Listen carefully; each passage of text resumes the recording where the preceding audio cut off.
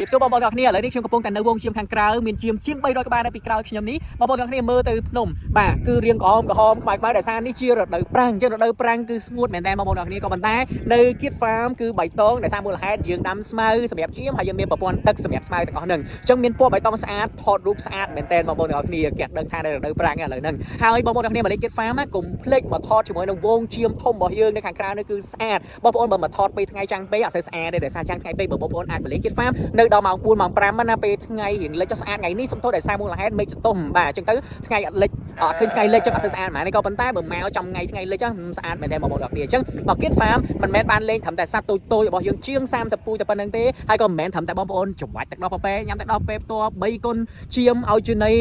ជាមបើកូនគោបើកូនប៉ប៉ែតែប៉ុណ្្នឹងទេបងប្អូនអាចនឹងធ្វើសកម្មភាពជាច្រើនទៀតជាពិសេសបងប្អូនអាចនឹងមានឱកាសថតរូបជាមួយនឹងជាង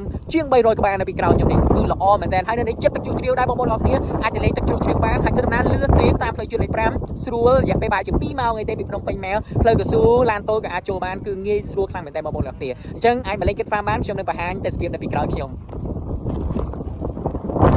នេះបងប្អូនទាំងគ្នាខ្យល់ហើយមែនតើបងប្អូនប្រហែលជាលឺសំឡេងខ្យល់ហើយបាទ